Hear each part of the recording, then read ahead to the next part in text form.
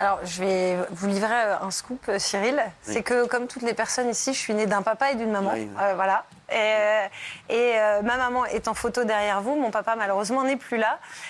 Et ce que je pense de ça, encore une fois, je laisse courir de la même manière qu'on dit qu'on est gouverné par des reptiles, que la Terre est plate.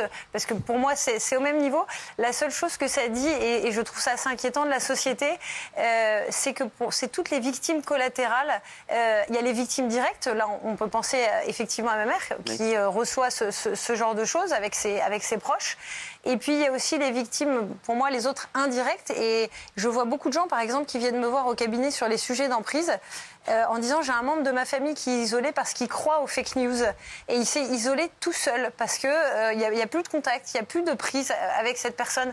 Et finalement, quand j'entends des gens, encore aujourd'hui, malgré toutes les preuves, je pourrais vous apporter mon état civil, ça ne changerait rien, malgré toutes les preuves qui vont continuer à croire ça et qui sont isolés. Et là où j'en veux, c'est plus à ceux qui véhiculent ce type de fausses informations, parce que voilà, ils heurtent à la fois les victimes directes et les victimes indirectes.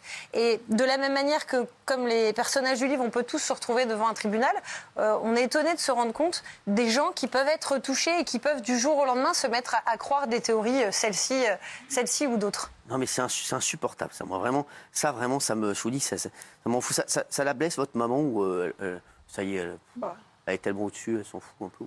Alors, je répondrai pas, je ne répondrai pas pour elle parce que je suis pas à sa place et nul ne plaide par procureur, mais en tout cas, je pense qu'elle est suffisamment occupée entre ce qu'elle fait avec les enfants malades ou live les décrocheurs scolaires pour avoir autre chose à faire que de passer son temps là-dessus.